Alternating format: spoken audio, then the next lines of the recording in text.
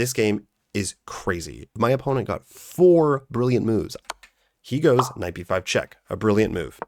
I go back, winning here. Second brilliant move, he goes back. Knight goes back to c7 check, a7. Knight takes a6, brilliant move. I decided to go knight c4. Fourth brilliant move, he takes. He sacks the rook on c4. Welcome everyone to episode 3 of the Journey to 2000 FIDE. 2 games to analyze here. I had 2 matches, one on Saturday, one on Sunday, and my opponent was lower rated. This is the lowest rated opponent I've faced thus far since I've started up again. He is at, as you guys can see, 1473. Older gentleman. Can't lie to you guys, I'm usually happy to see that. Not just like a lower rated opponent, because I like a challenge, but when they're older, I find that they tend to play a little bit less aggressive, and I feel like I'm an attacker, so let's just jump right into it. Yeah, my opponent is Chargot. He has the white pieces, and we get c4. And I had kind of prepared the night before for, d4 and e5. E4 a little bit, not c4. Luckily, I started playing this new line, which is the reverse Grand Prix attack against the English, because the English was giving me a lot of trouble. So that's just what I did. And the big difference is you go f5 here. So we get to this position. This is totally standard, and this is basically like the extent of my knowledge of knowing, like, I played the first moves according to the book. After this, I'm still pretty sloppy. I don't know it all that well, as you guys will see here. So I went bishop e7, but it looks like e4 right away is the move. I'm not a e4 or an e5 player anymore, so I don't play the Sicilian, but I know that this is something you see sometimes with the Sicilian, where you're striking at the center. It looks like I'm just losing a pawn, but actually you go knight b4, and that's why it's the best. You immediately strike at the center. But I didn't do that, and I just went for a quick bishop e7. Still looks like it's okay. My opponent went b3. Actually, I want to back up here, because one thing I noticed was after f5, my opponent took some time to think. It was like they definitely were facing a different setup that they weren't used to, or that he wasn't used to. Let me pull up my sheet here. And he thought for a little while here, and then played the move e3, which I thought at the time was not the best move. I immediately just saw these holes in white's position. Okay, so wait a second. Yeah, so I wrote down some of the timestamps, but we're on move what are we on here? Move 4. So yeah, we're going pretty quick. I think he was moving actually faster than I was. Anyway, so this was really important, because I immediately was like thinking about how can I exploit these holes? How can I maybe stick a knight here or here? Maybe I was already looking at playing e4. And actually, guys, I think if we go forwards here, e4 is already the best move. So I thought that would have been way premature, but actually the computer wants e4 right away. Anyways, we'll move on here. b3, I guess he's just getting ready to fianchetto out of the bishop. And then I castle and play d6. This is the first inaccuracy that I had in the game. Queen c2. Basically, this was the first moment where I was like, okay, I think that this is going to be a win. I think that I'm going to be able to pull this off. Because generally with these slower games, if you make a mistake like this where you lose a full tempo, it really can be enough to lose the game, it seems like, if your opponent follows up. So I play knight b4. It's a free tempo, and also I already wanted to play that to start looking at getting my knight to d3. I wanted to play e5 and then go knight d3. Lots of dangerous stuff happening there. I can get a free piece. I might get the queen. So I get that with tempo. Queen's forced basically back to b1, because if not, if he goes back here, then I have check, and that's game over. If he goes here, obviously that's check and game over. So yeah, it looks like he really only has one square, which was queen b1. I play e4. He goes a bishop back to f1, which looks like it's actually a good move, because it does stop knight d3 check for the moment. I get my bishop out here, and I don't know, I just thought I wanted to lend a little bit of more support to d5. Also, I just wanted to get the bishop out. But I was eyeing ideas of like, how can I get my knights into those squares? I thought here, I go back with the knight on c6, and I can go here and here. So it was looking pretty good to me. That's really all that I was thinking of. And So we get to this position, right? He kicks my knight away. I go back to knight c6. And let's see here. We're on move 12. So right now, basically my opponent is at like an hour and 20 minutes, and I'm at an hour and 13. So I have actually spent a little bit more time than him. It's an hour, 30 minutes, obviously, 30 seconds per move. Okay, so 95. And yeah, like, I don't know. I thought my position was already not winning, but definitely better. It looks like the computer is actually mostly even, but I liked my position. And here, this move, I was thinking knight g5 was definitely the best move because I can't go back here with the bishop. I have to go, I have to drop back this way somewhere. And then it stops knight f3 check. And as I really was eyeing knight f3 check. But he goes knight f4 first, which I was happy to see because now I can give knight f3 check. There goes the king's castling rights. And then I can bring the bishop back, and he's controlling that knight there. I think in this position I'd gladly probably trade my light square bishop off because it's pretty closed. Okay, here he goes bishop g2. I did see this coming. Obviously, he's going to try to undermine my knights, right? Like, I want a knight on either d3 or f3. My opponent is going to think, how can I get that knight out of there? And so I was always keeping an eye on what pieces can try to remove that knight. Bishop g2, but the problem is I had g5. So I had seen all of this. G5, he has to move the knight, and then I'm going to go g4. Even if he goes back, I don't care. I thought I would just go g4, and, if he takes, like, let's just say, I don't know, let's just say he moves here, here, here. I thought this was okay, because, like, yeah, I mean, if you end up taking, I'm just happy with that, whichever pawn I take with, but we didn't get there. I played g5, and my opponent just kind of blundered tactically and forgot that, I guess, that this comes with check first. Takes with the king, and then I pick up the knight. Now I'm just a piece up. I saw that he takes f5 at the end of the line, but that is almost worse for white because they are literally putting themselves into a x-ray with the rook and the king. I go bishop f6. Sorry, bishop g6. Not only does this get a tempo on the queen, it starts opening up the file.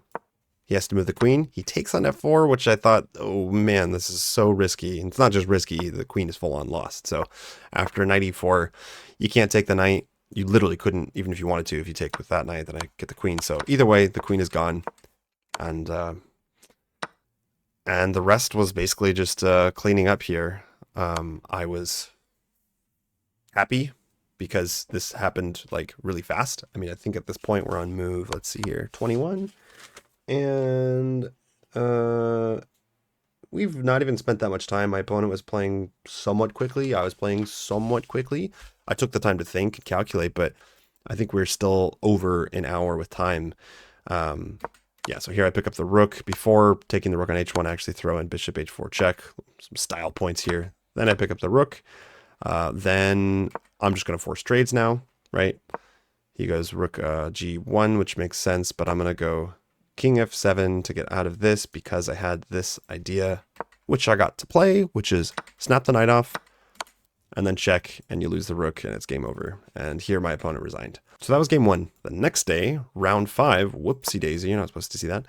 Round 5 of the same cycle of like 8 games or something. Like we'll have a final, right? Like a championship, whatever. This is round 5, and I think we have 1 or 2 more. And now I'm playing on our other team knight, like the knight team. Afterwards there's like team bishop, team rook, whatever. The higher and higher you go up in rating. And so I come in Sunday. My opponent, his name is Juba, we'll just say Juba, rated 1705. You guys might notice that my rating has gone up, and I'm at the first table this time. So I'm the highest rated player on our team on Sunday, and I'm facing the highest rated player on their team. I get the black pieces, which I have to admit I was actually happy about, because in these team matches, playing a London system, like everyone knows how to play against it. Even if I feel like I am more confident playing a London than my opponents are playing against it, I still really like playing a Scandinavian because I just don't think that my opponents are as prepared for the theory. Quick note about the second game. I don't know why I didn't mention this beforehand, but before this match started, so we're on a team of 4 players, 4 versus 4. Okay, and this is round 5. of a cycle of competitions between different clubs in the Paris area. Our club is the club's 608 or 608, and our captain comes up to me just before starting this and basically says, this one's super important. Like if we win, we go on to and that's where I'm not sure if it's the semifinals or finals, whatever, but we're getting very close to the end. So if we win, we go on to the finals. If we lose, we don't. And also we're facing the hardest team thus far.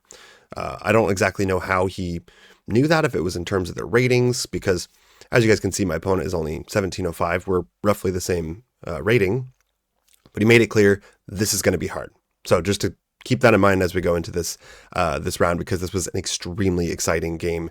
You guys will see with the results. It's absolutely crazy. All right, Erie. That's it. Anyways, and lo and behold, my opponent, plays e4, which I'm like, awesome. I get to play Scandinavian. So e4, d5, knight f6, and he goes knight c3. Basically here, I've realized that this is the line that I hate the most, because there's just nothing really to it. You just got to play the game. It's boring. There's no tricks. There's no traps, and white is slightly better until you equalize. So this one can be a little bit more dynamic, I find, but certainly it's not like if they play a Portuguese, love to see that, or if they even play c4, I love that, because I get, you get something like this, and it's just really fun. That is not what happened. He went knight c3, and I took, and basically I played bishop f5 here, because I thought that this was a move, and I think I'm mixing up lines. I thought this was a move you can play in this position. The computer wants me to just take right away, and then you go into this sort of setup with g6, you fianchetto, and you put pressure on that diagonal, which is fine. I'm perfectly fine with that line. It's not my favorite, but I decided to go bishop f5, and we get bishop c4. And then basically my thinking was, okay, we're going to go for the e6, c6, keep my knight here, and just have a nice knight in the center. He goes queen f3, and I think this was probably the first move where I was like, that's not the best move for sure. And I'm not sure if there's any way to punish it yet, but I think I'm just going to go for c6 and have my knight in the center. Actually, you guys might see here, let me put on the eval bar. So this actually is already almost losing for white. Just goes to show you guys, like, studying theory and openings does matter. I'm sorry, but I'll get into more of this, like, in another video maybe, but I watched a Naroditsky video where he's talking about how this whole, like, don't study openings, or you shouldn't study openings that much, is just, like, total garbage, because the biggest argument, right, is that, oh, well, if you're studying openings, and someone plays something outside of theory, then all of a sudden those players are just lost. Like, they only know what to do when they're playing by the book and by theory, and they don't know how to improvise. And like, that's just not true. You might get too comfortable sometimes playing theory, but at the same time, if you know an opening very, very well that consistently gets you to a better position out of the opening, like, why wouldn't you do that? Why wouldn't you learn openings along with all the other stuff? That was Naroditsky's point, and I honestly had to agree with him, because if I was even stronger with this opening, I'd know that in this position, queen f3 is probably not a super common move, but let's just say I could have maybe just studied this and remembered that in this position, knight b4 is almost already winning for black. Why? Because if they take here, first of all, you take with check. You throw that in there. If they go, like, try to be tricky and go after the knight, let's see. In this move, you have queen d4 check, so they're in big trouble here. That's, like, lost already. The best move is king f1, and then you actually go knight d7. They can't take anything. You're developing, and they're gonna lose the rook. If they go here, you have, let's see, and probably, what's the best move? Knight takes d4 check. It's a discovered attack, and, like, yeah, it's just awful. So I didn't even consider that, and I played c6. And here they go knight d2, knight e2, and drop the c pawn. And this is like, okay, the beginning of I'm better. I have a pawn. Now I'm just going to try to trade down, convert, make this simple. Let's not overcomplicate things, right? Because if you're white, you want to complicate things and make things tricky so that you it doesn't look like you just lost a pawn for nothing. So I take the pawn, and then this is kind of where I started going wrong. I was thinking, I know that the knight wants to come to d7, and then either maybe here to support the knight on d5. But really, guys, I'm kind of unfamiliar with this structure. It's not my favorite. And really, you just gotta get the bishop out and castle. Like, just get the bishop out and castle. Don't, that's what I should have done. Instead, I went knight b to d7, and he goes knight f4, and then I go queen f3 because I was thinking, okay, I understand that there's lots of tactics here on d5 that might sack, because it might actually be worth it to sack a whole piece for 2 pawns there in the center on d5. I went here though because I just thought if I can trade queens, like I'm pretty sure I can win this no problem. And it was just wrong. Like it was just wrong. First of all, because so they followed up with bishop takes d5. I take, and then actually the best move here is they can just right away take on d5. So it just goes to show like you really need to be careful with that e6 c6 setup. And I should have been more careful. Also, my bishop is kind of awkward there now on c2 after taking the pawn.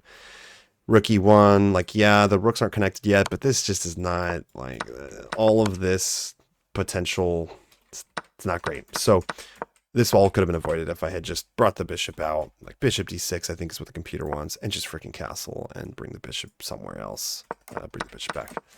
So we get here, and they didn't play this, though. They didn't take knight takes d5. They go rook e1 first. I castled long. There's so many different things that I was thinking here, but basically I just saw that, okay, if I just go, for example, bishop e7,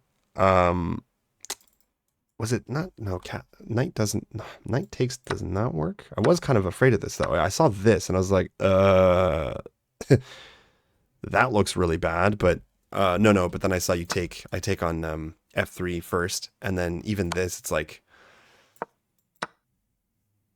yeah, I don't know, actually. I thought this would be okay for me, but white's better. They're a pawn up. So that's why I didn't just go bishop e7. And I was very aware of the knight takes d5 ideas. I didn't see any other way around it, so I castled. It looks like here bishop, let's see, bishop e4 was the best move. But, you're basically sacking a pawn back. Knight takes, pawn takes, queen takes e4. And I just didn't want to give up the pawn. Like, I just didn't want to give that pawn back, basically. So that's what I ended up playing. It was a mistake. And now, yeah, like, the c-file is open. My bishop is stuck on the c-file. I should have seen that this was a problem. I went g5 and decided to just, like, play dynamically and attack. I just really thought, can I just trade the queens off, force the queens off, then I'm good. I'm a pawn up. And then I'm not so scared about the open e-file and whatnot. He goes rook a to c1 first. And basically from here on out, my opponent started playing pretty well, I thought. I decided to go queen f5 after lots of calculating. I realized that this just doesn't work. Like, no way. This loses the queen right away. So if I get greedy and take both pieces, I lose my queen. But if I take here, takes, and then let's say king b8, yeah, I just thought this does not, like, this does not look good. The bishop has the diagonal, the knight can come in, and there's probably I'm probably getting hurt there big time. And I am, like, I'm losing for sure there. So I did not go for that. I decided to try to hold on to the bishop, go queen f5. But I didn't see the move g4. So he played g4, and actually for a moment here, I thought I was completely lost. I thought I was losing the bishop. But luckily, after queen back to f6, because the queen is now hanging and undefended, basically after everything is said and done, like if he takes here, let's see here, king b8, this knight is still hanging because he has to move his queen out of the way. He can't just move the knight or something like that. He can't even go back and defend the queen. So anyways, only move that keeps me intact here. And he takes on c2. I move the king over first. He jumps the knight in. I saw that coming. I played a6. I actually still thought it might be okay here. I knew that white was probably a little bit better, but I wasn't completely giving up. Queen moves over. And then, yeah, at this point, I was kind of thinking, okay, white's definitely better. My king is not safe. I don't have the pawn anymore, so I'm not up any material. And then, yeah, of course, this is like perpetual check. He gets the rooks over. And let me just give you guys a quick brief preview of the time, because up until now, I'm definitely up on time. That is one thing. So we're on move 20. I have, oh wow. So I had a pretty big time advantage for the whole first part of the game, and even now I'm at 34 minutes. My opponent is at 20 minutes, but for a while, I was literally had twice the time as my opponent. So that is very important to keep in mind. Yeah, I'm at 34 minutes. My opponent is at roughly 20 minutes here.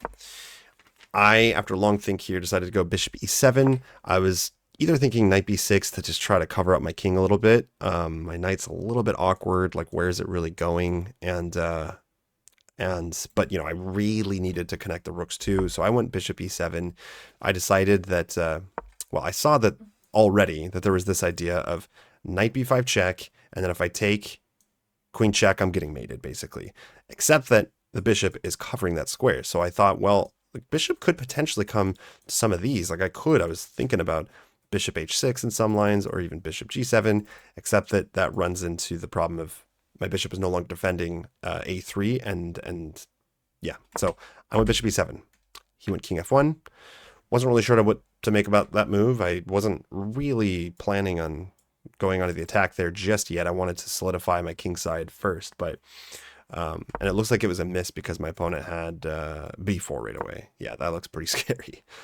I wouldn't have moved the king. Like, honestly, your king is safe enough here. Just, I would have attacked, but I scoot the queen over because there were ideas of if I move my knight, like let's say here, I get skewered, that just loses on the spot. Also, yeah, I wanted to potentially use that f pawn, so I went queen over to g6. He goes rook c3. Very, very easy, right? Like, the ideas here are very predictable. I know what he's going for at least, but nevertheless, it's not super easy to face. Here, I was eyeing the move several times, or in several positions, the move e5 to just shut down the freaking bishop, because like, my king literally can't go anywhere. The knight is always defended, taking away this a8 square. I can't go king b8 because there's the diagonal, and it's just like he has nowhere to go. But I didn't play it. I don't know why I didn't play it in this position, but it is the best move, is e5. Because after takes, like, I guess d4 is good, and then rook goes back, and then what do we follow up with here? Knight b6. And apparently this move, or this position, is equal. I didn't go for that. I went bishop g5 to try to force off the bishops. I realized that he could get a draw if he wanted to, a perpetual. So you guys will actually see. This game is crazy. This game was crazy, and I didn't realize until analyzing afterwards. He goes knight b5 check, a brilliant move. I mean, it is brilliant, but I think if both of us saw the idea, it wasn't all that crazy. Just that if I take, I'm getting mated. Like, that's mate in one pretty well. Not mate one. Let's see, bishop king here. Yeah, that's mate. So easy enough to see, but he does get a brilliant. I go back, and I was actually thinking, oh, he's gonna go for a draw. Like, I'm not sure if I was happy or not with the draw, but keep in mind, guys, this is a match too. And before this game started, our captain actually told me, this one's really important. If we win, we go forwards to the, I don't know, like semifinals or finals or what. I'm terrible at keeping track of this stuff. If we win, we go forwards. If we lose, they go forwards. And they are I think he was saying like they're the strongest team we've faced yet, or it's going to be hard. They're good. And at this point, the table to my right, so table number 2, our player had won. He had this really cool Greek gift sacrifice, and he won that game. And we were all kind of looking over, and I was watching it as my game was going on. So we got the win, right? Behind me on table, let's say 3, our team captain had already lost or was losing. So I'm kind of keeping track of this because what I do determines whether the whole team wins or not. And so basically it looked like it was even. We got a win and a loss.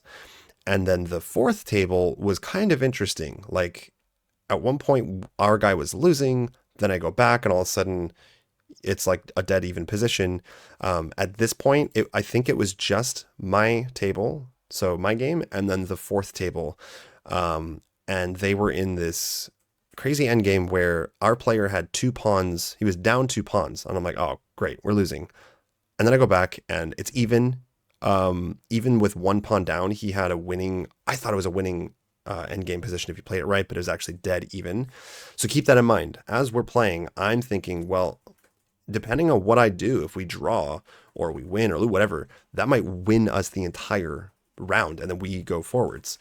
So he repeats once, then he takes on g5, and I thought, oh, okay, he's playing for a win. All right, and I didn't know if I was completely lost or if maybe the computer would have said I was okay if I managed to like convert and trade down, because technically material's even. But as you guys can see, white is definitely winning here. Second brilliant move, he goes back. Well, the same idea, right? It's kind of funny to give another brilliant move for this because it's the same lingering idea. Knight b5 check, brilliant move. Knight goes back to c7 check, king a7. Knight takes a6, brilliant move. That is I believe this is the third brilliant move, right? 3 brilliant moves for my opponent up until now. I go knight b6. I still see that this idea remains. He wants to go here and he wants to checkmate me. I go knight b6 with the idea of basically going knight c4. And in the analysis afterwards with my opponent here, he was showing me how actually he didn't know what to do after if I had gone knight a4, but we'll look at that in a second. So he goes back to c7. So here he was worried. He was like, wait, what do I even do after this? Because you can't go here. You lose your rook. You lose the game. Although, wow, actually, this is just even. After this is just even. I'm not even really winning there. But I decided to go knight c4. Fourth brilliant move. He sacks the rook on c4. And this is the fourth brilliant move. My opponent got 4 brilliant moves. I don't think I've ever gotten that many brilliant moves, right? This is crazy. The idea is pretty clear. Now I have nothing else to defend the check on a3. Critical moment here, guys. I'm calculating and I'm seeing that, okay, here I go king b8. He gives me the check. Or no, sorry. If he gives me the check, I take the knight and I escape and I'm winning now.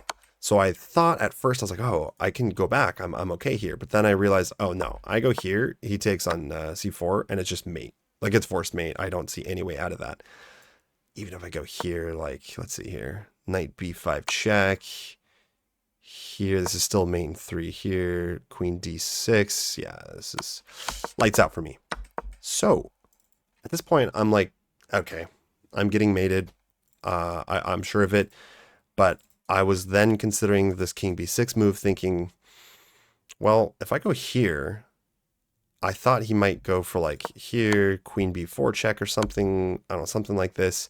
And that like I could maybe escape with the king. Of course, I go here. He just takes on c4 first, I think. And like, yeah, it's not forced mate, but it's lights out. Like I can't escape with the queen. I can't escape with the king. I think the reason is we were looking at afterwards. I have rook d5 to try to defend. So, you know, any checks here I can try to defend. I'm losing material, but oh, that does not work though. Let's see. Because it drops a knight. Sorry. So like, let's say queen check here. And we were looking at all sorts of stuff like takes. And then maybe, and some of these lines, I'm trying to think here. Takes. Like the queen, my queen was over here. And we were looking at this giving a check to the king, and actually if I were to get, I can't remember what it was. My queen in some of these lines was here, and I was able to give a check on h1, and it looked like pretty drawish actually, because a lot of those perpetual checks with the king, it didn't look like there was a way out of it. But yeah, white's winning here. My opponent plays this move. He has 10 minutes more or less on the clock, but the pressure, I guess, is starting to set in. I think this is move 32. So my opponent had, okay, I didn't write it down. At this point, thought I was getting mated, so I didn't stop writing down the timestamps. But I remember he had about 10 minutes, and I think I had about 15 minutes. But I usually do pretty well under time pressure. He plays this move, and he goes, no, oh no, and immediately I didn't even consider this move. I didn't even see this move when I played king b6.